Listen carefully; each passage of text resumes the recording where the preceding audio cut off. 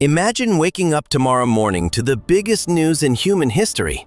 Every country on Earth has disappeared. The United States is gone. Canada is gone. India, Japan, Brazil, Australia, France, gone. There are no borders, no passports, no immigration officers, no national flags, and no governments claiming ownership over land.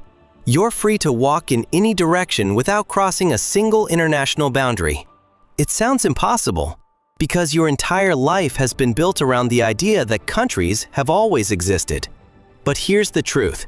For over 290,000 years of human history, they didn't. Your ancestors lived on the same planet you do, under the same sky, beside the same rivers and mountains, but not one of them could point to a map and say, "This is my country." So if countries are one of the most important parts of modern civilization, why did humans live without them for so long? And perhaps an even stranger question, who invented the idea that invisible lines could divide an entire world? To answer that, we have to travel back to a time before cities, before kings, before armies, and before anyone had ever imagined drawing a border. Early humans didn't identify themselves by a nation. They identified themselves by the people standing beside them. Your world wasn't America or Europe or Asia. Your world was your family, your tribe, and maybe 30 or 40 people you trusted enough to survive with. They hunted with you, shared food with you, protected your children, and buried your dead. If the animals migrated, everyone migrated. If a river dried up, the entire group packed their belongings and searched for another place to live. Home wasn't a location. It was the people around you. Anthropologists studying ancient hunter-gatherer societies believe these small groups worked because everyone knew one another personally. There was no need for written laws, police forces, or national identities when trust was built face-to-face. But as human populations slowly expanded, something completely unexpected happened. Tribes began meeting strangers more often. Resources became limited. Land became valuable, and for the first time in history, humans were forced to answer a question that would eventually reshape the entire planet. Who belongs here, and who doesn't? Everything changed when humans made one decision that seemed completely ordinary at the time.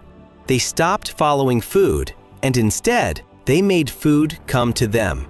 Around 12,000 years ago, small communities across the Fertile Crescent began settling near rivers where wild wheat and barley grew naturally. For the first time in history, people planted crops, built permanent homes, and stayed in the same place year after year. It sounds like progress, but it came with a problem humanity had never faced before. The moment you spend months growing crops, building shelters, and storing food, that land is no longer just a place you pass through. It becomes something worth protecting. Suddenly, another tribe walking into your valley wasn't just passing by. They were a threat to everything you had worked for. Archaeologists studying some of the world's oldest settlements, including Jericho, discovered massive stone walls built nearly 10,000 years ago. Historians still debate whether these walls were built to stop floods, wild animals, or enemy tribes. But one thing is clear. Humans had begun separating our land from their land. Long before countries existed, the first invisible border had already appeared inside the human mind. But walls alone couldn't unite thousands of people. A wall can protect a village, but it cannot convince complete strangers that they belong together. As villages expanded into towns and towns grew into cities, humans encountered a challenge evolution had never prepared them for. Our ancestors evolved in small groups where everyone personally knew one another. Now they were living among thousands of unfamiliar faces. They couldn't rely on family relationships anymore. So they invented something even more powerful than blood: shared identity. The earliest civilizations created common religions, common rulers, common traditions, and eventually, common laws. Ancient Egyptians believed they were united under one pharaoh. Mesopotamian city-states obeyed the same kings. In China, Emperors claimed they ruled by the mandate of heaven, giving millions of strangers a reason to see themselves as one civilization.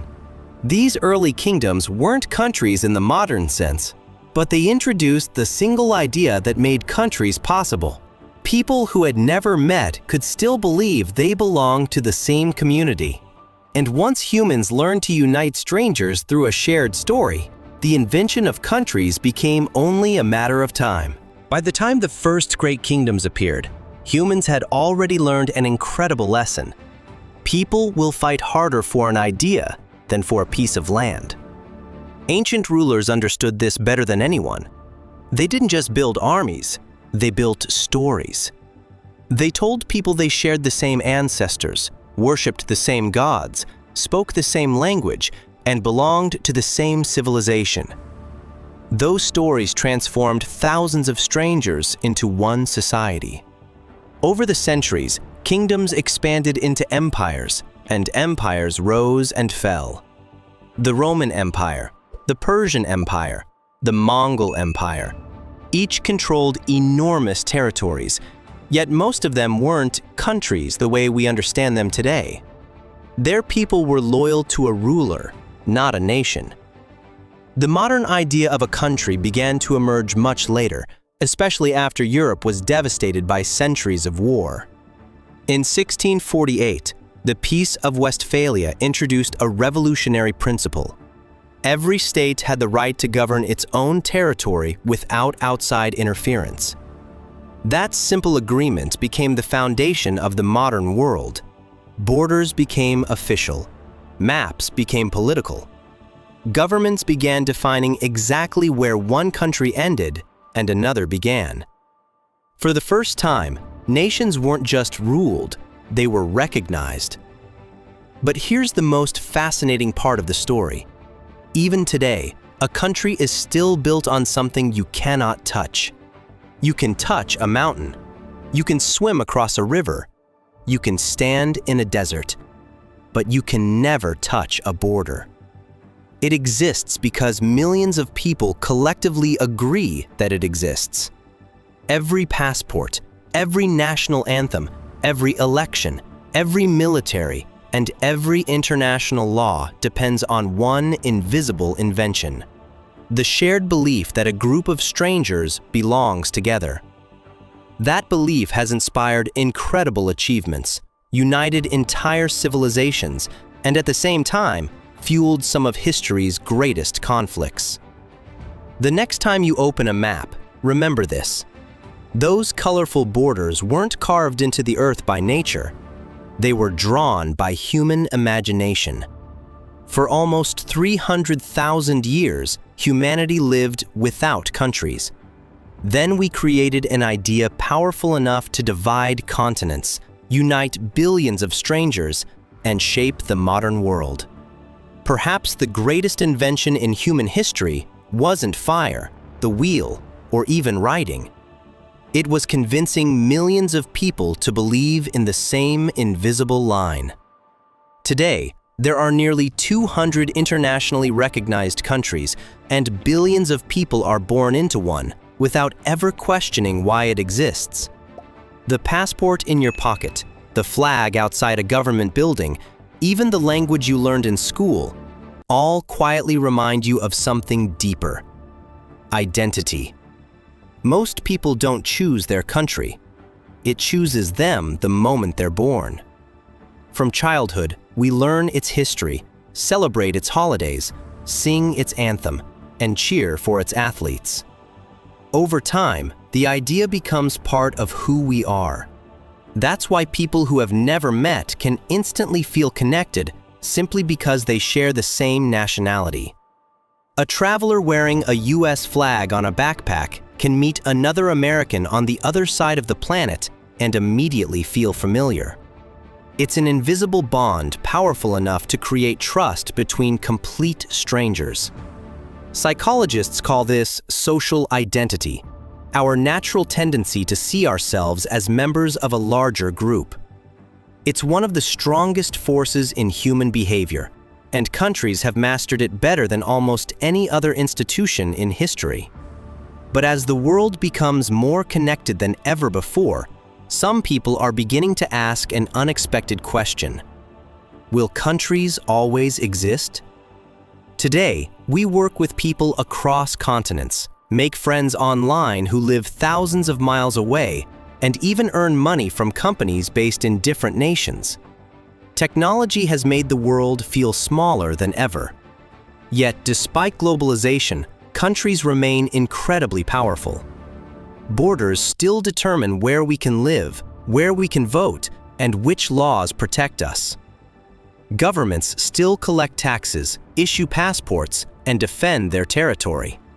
In other words, countries continue to organize human civilization on a massive scale.